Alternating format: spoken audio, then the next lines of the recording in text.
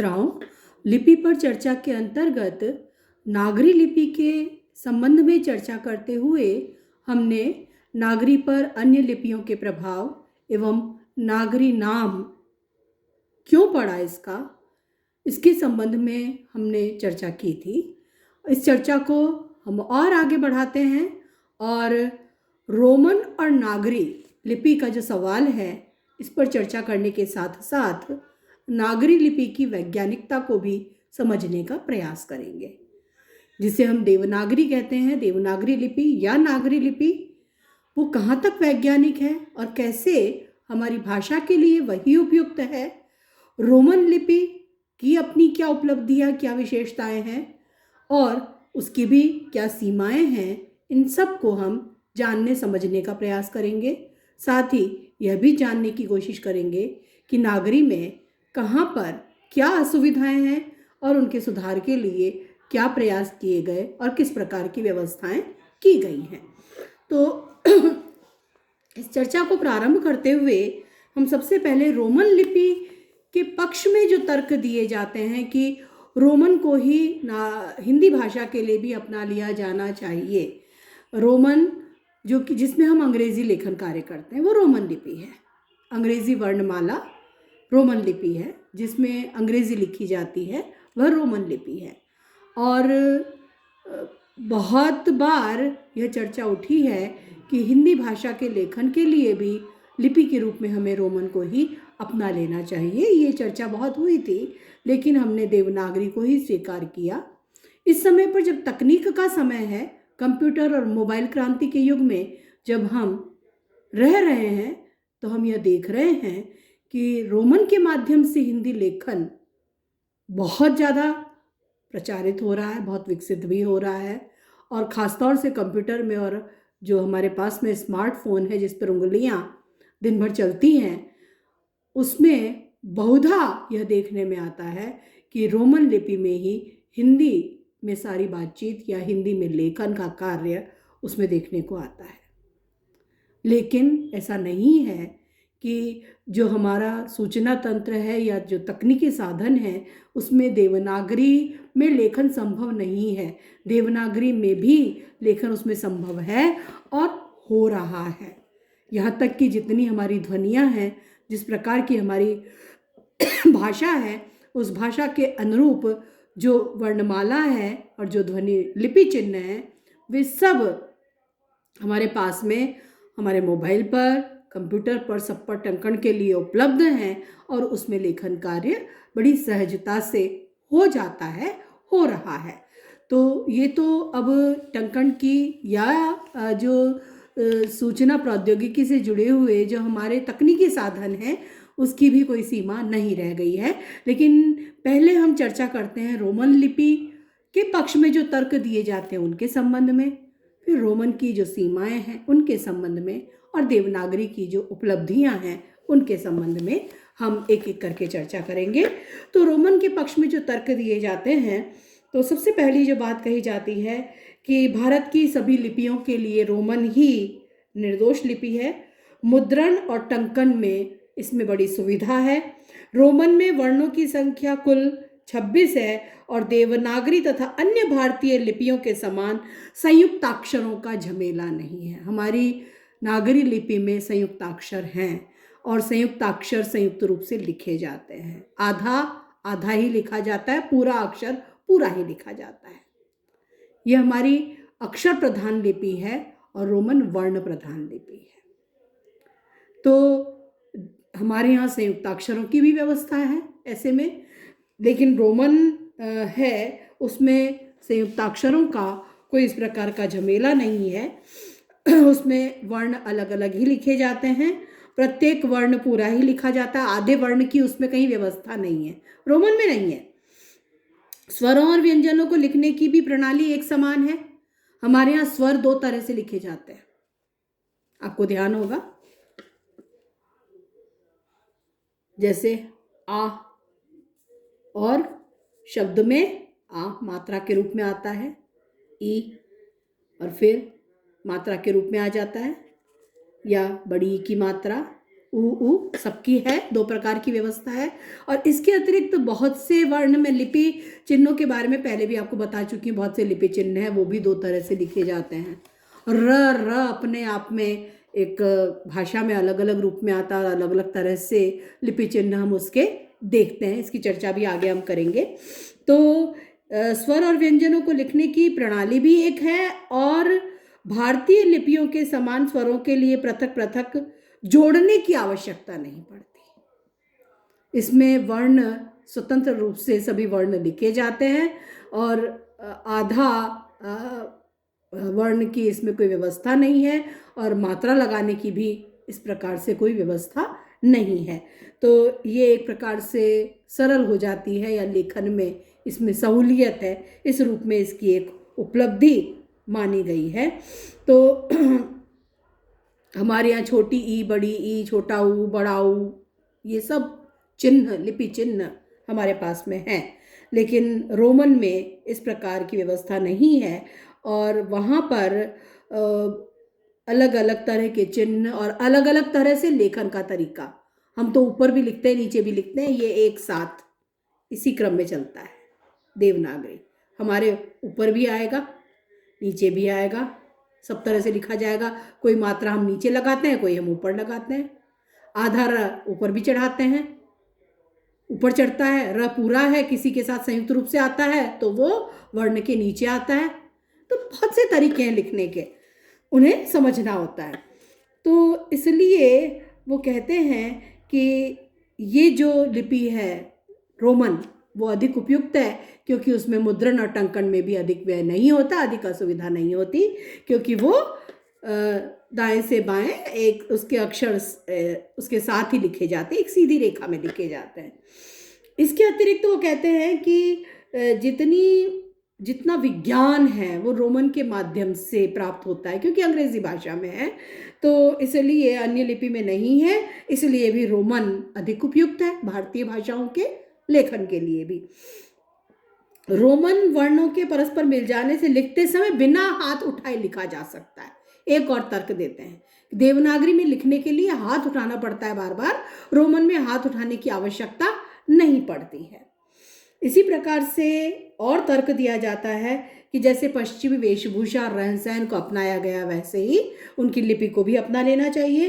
Roman लिपि सबके लिए समान रूप से ग्राह्य हो सकेगी। तो ये अनेक तर्क दिए गए हैं, लेकिन इनको हम गलत साबित भी कर सकते हैं, इनकी आलोचना भी कर सकते हैं। तो हम यदि बात करें तो वर्णों के आकार रोमन में जटिल है, उसमें भी सुधार की आवश्यकता है।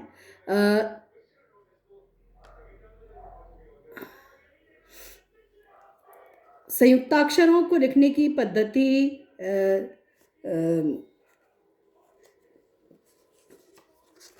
की हम बात करें तो रोमन के संबंध में हम देखें तो जब इस प्रकार का आता है, तो जैसे एक तर्क दे सकते हैं हम कि मात्रा के लिए हमारे पास अलग अलग तरह की व्यवस्थाएं हैं, लेकिन रोमन में जब हम किसी शब्द को लिखते हैं तो हिंदी में तो एक ही तरीका है। जैसे हम शब्द लेते हैं भारत, भारत, रोमन में क्या लिखेंगे?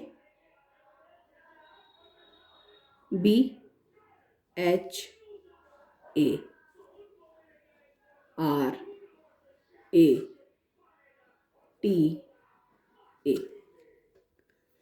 अब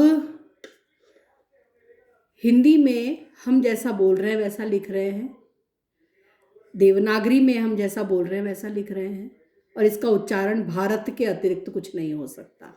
ये जो भारत है, इसका उच्चारण क्या होगा?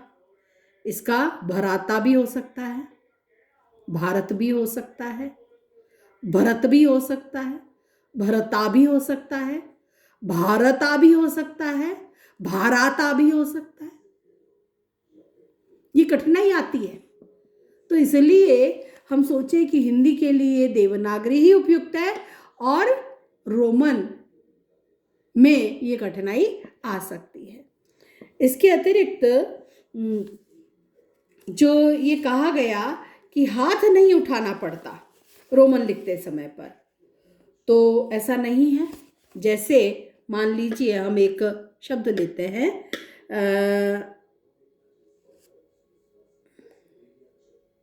टिकट, TICKE और टी।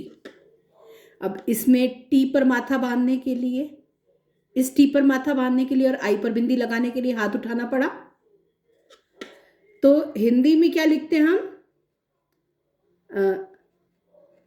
टिकट।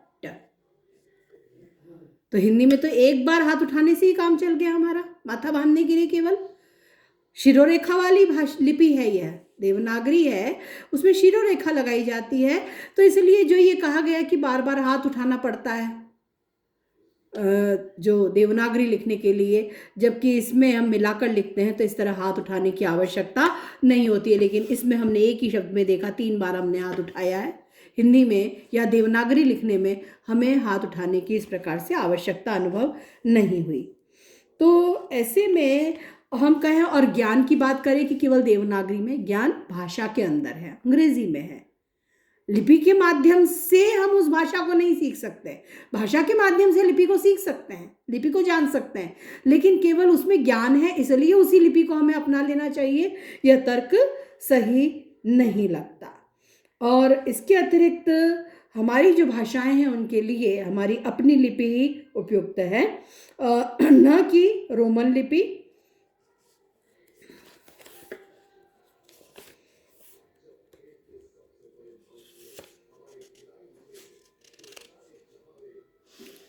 इसके अतिरिक्त यदि हम रोमन लिपि को अपना लेते हैं तो हमारी अपनी जो भारत की एक ज्ञान की, चिंतन की, साहित्य की जो विशाल और अनुपम परंपरा है, उससे हमारा संबंध बिल्कुल विच्छिन्न हो जाएगा, टूट जाएगा। तो उससे जुड़े रहने के लिए भी हमारी अपनी लिपि, जिसमें जो कि हमारी भाषा के लिए उपयुक्त है और जिसमें हमारा पूरा ज्ञान समाया हुआ है, उससे जुड़ा रहना भी हमारे लिए उपयुक्त होगा, उचित होगा। इसके अतिरिक्त और हम देखें तो देवनागरी में भी बहुत सारी कमियां दिखाई दे जाती हैं। ऐसा नहीं है कि देवनागरी में कमियां नहीं हैं, उनकी चर्चा भी हम कर सकते हैं। तो जैसे देवनागरी में यदि हम देखें तो बहुत सारी कठिनाइयाँ आती हैं, लेकिन बहुत सारी इसकी विशेषताएं भी हैं, उन्हें भी हमें जानना चाहिए। देवनागरी में खासतौर से जो कठिनाइयाँ हैं वो मात्राओं को लेकर के भी है। ई और ई की मात्रा एक पहले लगाई जाती है, एक बाद में लगाई जाती है उच्चारण के अनुसार। इसी प्रकार से आधा र ऊपर चढ़ता है। और तो उसमें सुधार के लिए कई बार कई तरह की समितियां बनी हैं और उसमें सुधार के लिए अनेक प्रकार के प्रयास भी किए गए हैं। फिर भी हम देखें तो वैज्ञानिकता की दृष्टि से, वैज्ञानिक लिपि की दृष्टि से अनेक विशेषताएं हमें देवनागरी में मिल जाती हैं। तो पहले हम चर्चा कर लें उन सुधारों की, जिन सुधारों के द्वारा देवनागरी लिपि में आने वाली कठिनाइयों को दूर करने का प्रयास किया गया। जैसे सबसे पहले हम बात करें तो गांधी जी और सावरकर ने सभी स्वरों के लेखन के लिए, गांधी जी और सावरकर ने अ पर ही मात्रा लगाकर लिखने की बात कही। जैसे गुजराती में लिखा भी जाता है, ई के लिए अ पर ही मात्रा लगाई जाती है, बड़ी ई, अ पर ही ये मात्राएं लग गई, अ पर ही ऊ की मात्रा लग गई। इस तरह से लेखन की बात भी कही गई थी। खास तौर से जो अलग अलग समितियां बनी और उन्होंने प्रयास किया, तो 1941 में हिंदी साहित्य सम्मेलन ने लिपि सुधार के लिए समिति बनाई और इन्होंने निर्णय रखे कि जैसे जो हमारी मात्राएं लगाई जाती हैं उन मात्राओं को क्रम से रखा जाए अलग अलग। जैसे हम यहाँ लिख रहे हैं ना भारत, इसी तरह से मान लीजिए खेल, अंग्रेजी में हम क्या लिखेंगे? KHEL। ठीक है। रोमन में यदि हम लिखेंगे तो खेल को ऐसे लिखेंगे KHE, तो ई इसके बाद आया। हिंदी में क्या लिखते हैं हम? खेल। तो ये सुझाव क्या दिया गया कि उसके स्थान पर लगाया जाए मात्रा को। जैसे हमने यह लिखा खे ख, फिर ये मात्रा हमने बीच में लगाई और फिर ल लिखा। तो इस तरह के सुझाव भी आए बीच में, लेकिन प्रचलन में नहीं है। इसी प्रकार से धर्म शब्द है, धर्म, ध हम लिखते हैं ये, उसके स्थान पर इसके सुझाव थे कि ये ध जहां इसका उच्चारण होता है वहां लिखा जाए र और म। तो ये इस तरह के सुझाव भी दिए गए हैं इसके सुधार के लिए। इसी प्रकार से दिया गया कि संयुक्त वर्ण है वो कैसे लिखा जाए। जैसे मान लीजिए एक शब्द है, मैं यहाँ लिख देती हूँ जिससे नजर आ जाएगा आसानी से, प्रेम। ठीक है, प्रेम, उसके स्थान पर क्या कहा गया,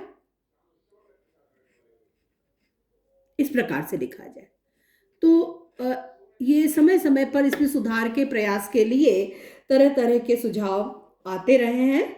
और इसी तरह से नागरी प्रचारिणी ने भी एक, इसके बाद में जो हमारी नागरी प्रचारिणी सभा है उसने भी एक लिपि समिति बनाई और नागरी के आधार पर इन्होंने 1947 में देवनागरी लिपि सुधार समिति बनाई।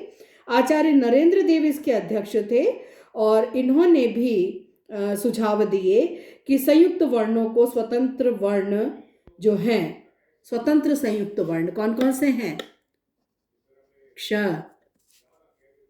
त्र, ज्ञ और द्य। ठीक है, इन्हें निकाल देना चाहिए, एक ये सुझाव दिया गया। इसी तरह से ई और ई की मात्रा के लिए भी सुझाव आया कि दोनों एक ही स्थान पर, जैसे ये छोटी हो गई और ये लंबी डंडी लंबी करके ये बड़ी ई हो गई, ऐसा सुझाव भी दिया गया। एक सुझाव आया कि ध और भ का जो लेखन है वो ध और ये भ अधिक स्पष्ट नहीं होता। उन्होंने कहा गुंडी बनाकर लिखो, ये ध में भी ये तो ध हो गया और इसी प्रकार से घुंडी बना करके लिखा जाए, ये भ हो गया, तो इससे इसमें अधिक स्पष्टता आ जाएगी, ये सुझाव भी दिया गया। इसी प्रकार से ख के लिए सुझाव दिया, ख है वो रव पढ़ने में आता है, कई बार ख रव पढ़ने में आता है, इसलिए सुझाव दिया गया कि ख ऐसे लिखा जाए। ये र है, इसको पूरी तरह से अगली व की रेखा से मिला करके लिखा जाए, तो ये सुझाव दिया गया। इसी तरह से और संयुक्ताक्षरों को शब्दों का रूप देने की बात भी कही गई, गुंडी बनाने की बात कही गई। ऐसे ही री और री जो हैं वर्ण, री और री, ऋषि, इनको हटा दिया जाए और जैसे लिखा जाता है पितृ, उसके स्थान पर पि, तहलंत और र, पितृ ऐसे लिखा जाना चाहिए, तो इसे हटाने का सुझाव दिया गया। आगे चलकर के 1953 में डॉक्टर राधाकृष्णन समिति ने नागरी प्रचारणी के अन्य सुझाव और दिए, वही ई और ई गुंडी बनाकर लिखना, छ को लिखने के लिए छ, ये इसको भी पूरा तरीके से लेखन के लिए सुझाव दिया गया कि पूरा ऊपर तक ले जा करके इसको लिखा जाए, तरीके से लिखा जाए। और वैज्ञानिक लिपि में एक चिन्ह होना चाहिए। हमारे देवनागरी लिपि में ये देखा जाता था कि एक ही वर्ण के लिए अलग अलग चिन्ह थे, जैसे दो दो तरीके से लिखे जाते थे। जैसे अ का मैं आपको पहले ही बता चुकी हूँ, अ और अ ऐसे भी लिखा जाता था, तो एक ही चिन्ह अपनाया जाए। जैसे श है, शलगम वाला श, ऐसे भी लिखा जाता है और ऐसे भी लिखा जाता था, ये भी एक तरीका रहा है लिखने का। इसी प्रकार से ण और ण पहले ऐसे भी लिखा जाता था, ये र लिख करके दो डंडे खींचकर, उसके स्थान पर अब तो पूरी तरह से इसी को अपना लिया गया है। तो दो दो तरीके जो थे जिसके लेखन के। इसी प्रकार से झ, ये था, और झ ये भी था। तो वो अब उन्हें बदल दिया गया है और उसे परिवर्तित करके एक ही प्रकार को मान्य माना गया है, अपना लिया गया है। इसी प्रकार से र लेखन में जो कमियां थी उसके संबंध में भी कई बार बार बात हुई है, समय समय पर चर्चाएं हुई हैं। तो देवनागरी लिपि में जो कठिनाइयां थी इस प्रकार के लेखन की, रू की मात्रा, ऊ की मात्रा र पर अब छोटे ऊ की मात्रा और र पर बड़े ऊ की मात्रा, बड़े ऊ की में गुंडी बनाई जाती है, छोटे ऊ की ऐसे ही लगा दी जाती है। तो ये कुछ असावधानियां, कुछ कठिनाइयां हैं, इनको लेकर के बार बार चर्चा हुई है। और फिर जो उसमें तरह तरह के सुझाव समय समय पर आए हैं उसकी हमने चर्चा की। अब इस चर्चा को यहीं विराम देते हैं। इसके आगे देवनागरी लिपि कहाँ तक वैज्ञानिक लिपि है, इसके संबंध में हम और चर्चा अगले वीडियो में